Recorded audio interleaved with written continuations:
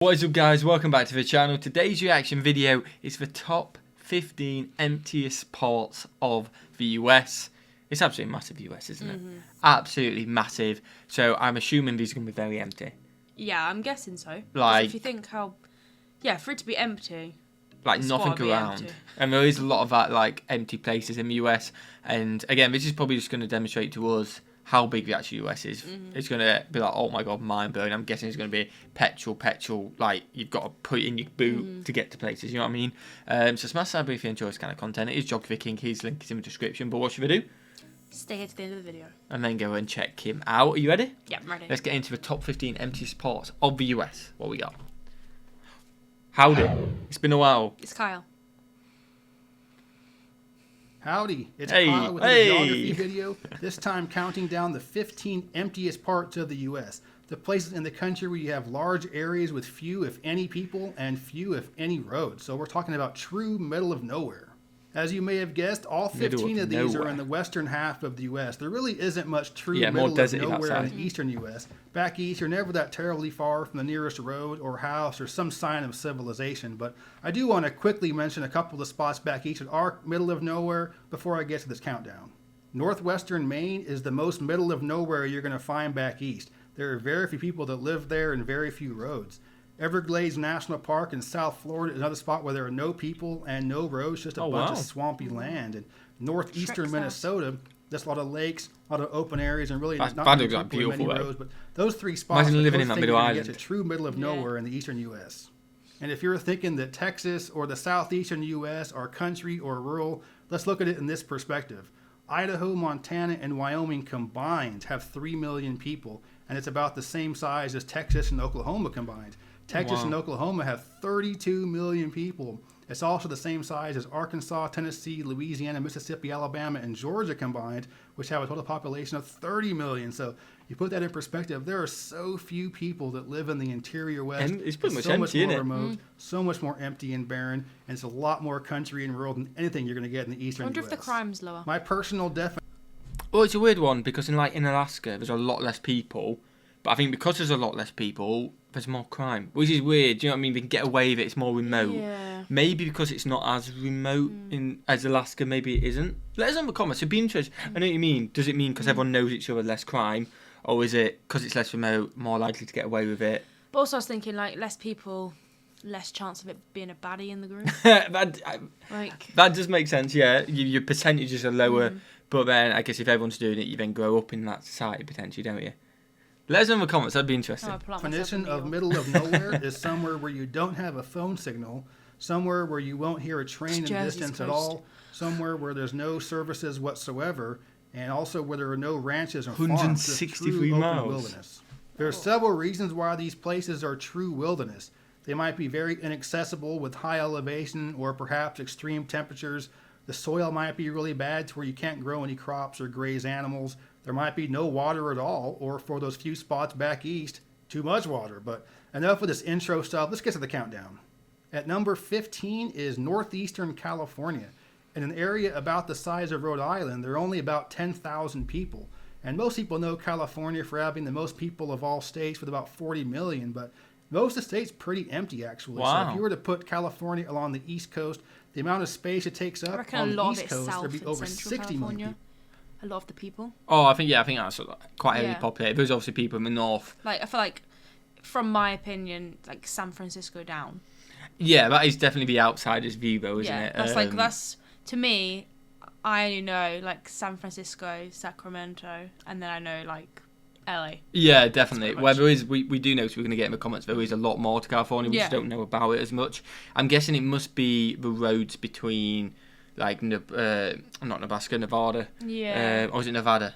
No, we say Nevada, but I think they say Nevada. Yeah, but now I'm thinking about it, I don't know which one. I can't remember. I think my accent would say it different. Hopefully I've said it the right way for you guys. I've said both ways. So I must have. You said it right to someone. But I think it is like that border coming in from the east into the west side. You know what I mean? You're coming in. I think that's where most of the land is. So if you think California is really crowded, it really isn't, especially when you consider the fact that 20 million of the people in California live just in the LA area. So California is mostly empty, and the northeastern corner of the state is one of the emptiest parts of the state.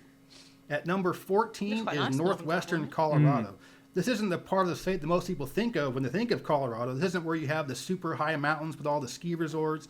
This isn't where you have all the 14,000 foot plus mountains. Just kind of high desert, really. There are some beautiful mountains there, but this isn't a very well traveled part of the state. It does look nice. It's also not a part of the state where many people live. At number 13 is north central Nebraska. And when you think of Nebraska, this probably isn't the part of the state you're thinking of. These are the sandhills. There's no cornfields there, no ranching, and virtually no farms.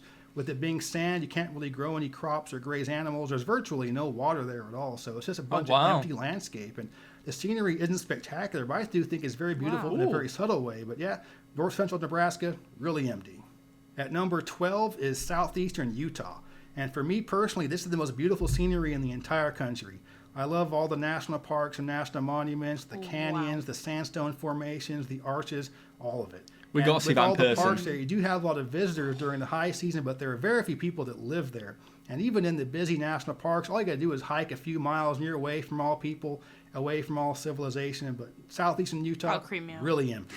At number 11 is north central Washington.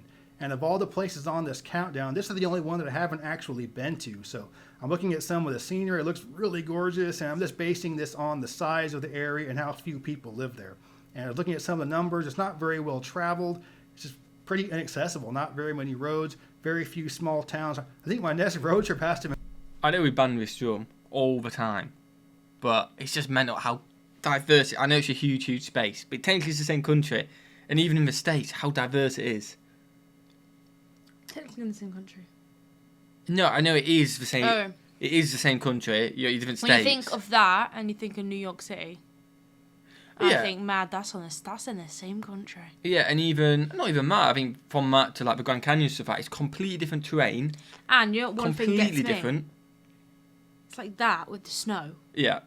And then like so obviously Washington's here, isn't it? Yeah, top there. A few states down, it's like boiling hot. Never sees snow. Yeah. It like is, California, which is mental. It's just like... but then when you put it into perspective, that's fat distance. That's why I feel like America shouldn't be a country.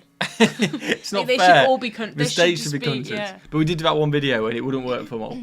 No, it wouldn't. It wouldn't work. With the military stuff. Obviously, we're joking, but that is fat distance. It's just again, even in some states they're that big, it's just completely different. It's still mental. It is mental. North Central Washington, it's beautiful. It's also really empty. Kicking off the top 10 is the Mojave Desert. It's primarily in southeastern California, but there are portions of it in Nevada and Arizona as well.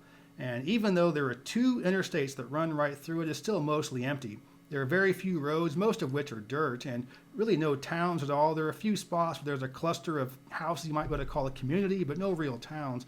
You can drive for well over an hour in this area and not pass through anything that's been developed by humans. It's just really open, barren desert. So if you want to see some true emptiness out in the big old desert, check out the Mojave. At number 9 is the Sonoran Desert in southwestern Arizona. Yeah. And whereas the Mojave Desert is higher elevation, you have a lot more Joshua trees. In the Sonoran Desert, it's much lower elevation, you have a lot more cacti. So a lot of people think of the desert scenery, they're thinking of Sonoran Desert, and it's pretty open. And a lot of it is actually an Air Force bombing range. You're certainly not going to be visiting that, but there are some desert national monuments you can visit, such as Sonoran Desert or Oregon Pipe Cactus. So these are some great spots to visit if you want to see some true low elevation, open, barren desert. At number 8 is west central New Mexico. This is the part of the state that's south of I-40, west of I-25, and north of Silver City. This isn't a terribly inaccessible part of the country. The elevations aren't really high. The temperatures aren't really extreme. It's just there are very few people that live there and very few roads that go through the region. And what also makes it so remote is that there aren't many visitors there either. There are no national parks or national monuments. There are some wilderness areas and national forests, but those aren't big draws for tourists. So west central New Mexico is one of my favorite parts of the entire country. Each picture. Do you know what's really funny? In my eyes, oh my God. You're right. I thought they were sheep. What? I was like, oh my God, there's millions of sheep. New Mexico's just packing sheep. I was like, there's millions of sheep. And they never moved. At number 7 is simply Montana. It's hard to pick a part of the state that's really empty because the whole state's pretty empty. What? It's a huge state with only 1 million people. The vast majority of which live along one of the interstates that goes through the state or near Glacier National Park. And it isn't all mountains either. A lot of folks think that Montana is going to be all high mountains, but there's a lot of high plains and rolling hills in the state. It's all very beautiful, but it is also very empty. But yeah, Montana, not much there, not many people, really beautiful, really empty. And along those same lines, at number 6 is Wyoming. It's not quite as large as Montana, but for an area... So a little fact about Wyoming. I think I tell you this all the time. It's Yellowstone National Park. Also, it's in borders 4 states, doesn't it? That was not what I was going to tell you. Actually, borders 1, 2, 3, 4, 5, 6 states. It's the least populated state in the United States. Least? Yeah. Is it the safest? I don't think it is, because I swear I've heard, again... It's like in odd laws. Can't you go to part of this place and kill someone? Yeah, that's what I was about to say. Yeah, I mean it's like in the corner of it. It's like no man's land or something like that. At Wyoming, you can get lost. But it is the least populated. But it's like look at the size of it. I mean, you go to like Delaware, which is even like the only state without an airport. I'm just absolutely packing today. Like facts, it's great. Wish you were physically. Thank you. That's just brutal. Delaware, look how small it is. That's Delaware. I think so. Maybe not. Delaware, somewhere around here, Delaware. That's got even more of a population. Yeah. Because Wyoming, what you need all that space for? Okay, we'll go with all these, which I know definitely do. You know what I mean? Yeah. I think that's Delaware. Right? Like South Carolina, for instance. I'm gonna be searching this after, but I think that's Delaware. Area the size of New York and Pennsylvania combined. There's a total population of 600,000 in the entire state. It's the least populated state in the entire country. And just like Montana, the vast majority of the people who live there live along one of the interstates that goes through the state or in the northwestern corner near the national parks. I mean, you can drive for hours on the back roads through the state and really not go through anything but small little towns. There's really hardly a phone signal through most of the state. It's really remote, really barren, but Wyoming, beautiful state, but also really empty. All right, we're about to get real deep as we get into the top 5. At number 5 is southeastern Oregon. For an area about the size of New Hampshire, there's a grand total of about 20,000 people there. Just mostly wide open and very remote. And it's not the most spectacular scenery in the world. It's mostly high desert, but it is very pretty.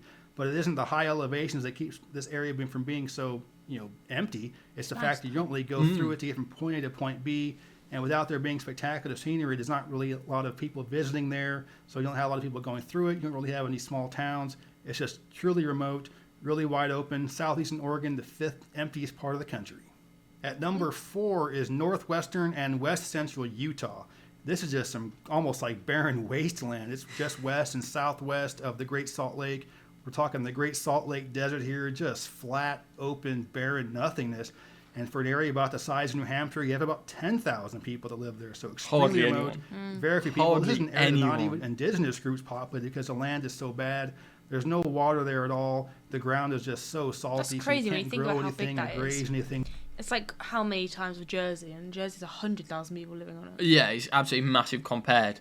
But it is just one of them. Like you said, there's no water everywhere. Yeah, it's just not really. No real reason to go there. To live there, yeah. Not that habitable. Yeah, it's not user friendly. Put it that way. So it's just empty wasteland, basically. I think it's pretty beautiful myself, but again, northwestern, west central Utah, extremely barren and really empty. At number 3 is central Nevada. And this is a huge area with very few people at all. Western deserts. To put it in perspective, the entire state has 2.8 million people. There are 2 million in the Las Vegas area, 600,000 in the Reno Lake Tahoe area, and 100,000 living along I-80. So you add all that up, that means there's only 100,000 people in the entire rest of the state, an area about the size of either Maine or South Carolina. Think about that. If you live in South Carolina, entire state, only 100,000 people. That's how few people live in central Nevada. It's just super empty. And the fact that it is so empty is why you have some pretty sketchy things going on out there. This is where Area 51 is, and I'm not a big conspiracy theorist, but there is obviously some pretty sketchy stuff going on at Area 51, and it's in central Nevada for a reason. You also have some nuclear waste dump sites out there. So that makes sense. The waste dumps make sense, but you know what? We don't want to cause controversy. We don't want any arguing in the comments. So don't reply to people if you're going to argue. Let us know what you think is at Area 51 in the comments below. Just because it's all right. I want to read them. I think it'll be interesting. Yeah, don't argue though, because we don't have time for that. If you want to do troll ones, you can do troll ones because they'll be funny. If you want to do, take the mic. But can somebody sensible tell us the real reason? Nobody knows. Oh, no one knows? Technically, no one knows. Oh. Unless you're in there. But then if you're in there, they probably won't let you tell them. Oh. So let us know in the comments. But we're never going to that. Any answers allowed. Except don't be offensive, don't be rude. Other than that, sound. Yeah. Let us know. I'm going to have a good laugh watching these tonight. It's really empty, really barren, but it's also really beautiful. At number 2 is Central Idaho. And this area isn't as large as the empty part of Central Nevada, but there are a few people in Central Nevada. There are nobody in Central Idaho. So coming from the Bitterroot Wilderness down to the River of No Return Wilderness into the Salmon River area, there are no people, no small towns, no roads. It's completely inaccessible. And with the exception of some deep parts of some unexplored caves, there's really nowhere else in the U.S. where you can find parts where no human being has stepped on, except for Central Idaho. That's what it's so good. If Bigfoot exists, he's going to be in Central Idaho. There could be all kinds of stuff going on there that we don't know about. It's just so empty, so incredibly remote, also extremely beautiful, but with no people there, it's also extremely empty. And I'm sure it'll be a huge shock to you to learn what the number 1 spot is, but of course it's Alaska. It's more than twice. There you go. I'm going to say, I don't know why, I kind of like thinking potentially some other places I'm not going to name now, but I don't know why we mentioned Alaska early on in the video, didn't we? How big it was and how empty it was. It just escapes my mind. I forget about Alaska. Yeah, me too, but fair play to Alaska. We can't forget about Alaska. It's the biggest state. It's the size of Texas with a population of about 700,000, half of which live in just the Anchorage area. The vast majority of the state is really empty and barren. Even native groups didn't really inhabit most of the state. There are very few roads in the entire state, almost all of which are in the southeastern quadrant. You have to take, little bush planes and float planes. Yeah, that's mental. Planes to get across. It's just so remote. But yeah, Alaska, obviously the emptiest part of the entire country. And there you have it, the 15 emptiest parts of the U.S. There we go. Let us know if you guys have any shouts in the comments below as well. And let us know, out of them 15 emptiest places, if you've been to any of them, what is the most beautiful, in your opinion, of going? Let us know that in the comments. Let us know the Area 51s. I'm looking forward to reading them. Enjoy that? Yeah, it was a good video. Shout out to Geography King. His link's in the description, as always. And hopefully you're enjoying the uploads. We've been uploading quite a bit now, mixing it up a little bit as well. Yeah. So smash that like button, smash that subscribe button, and watch the video. Have a fantastic day. And we'll see you, legends, in the next one. Peace.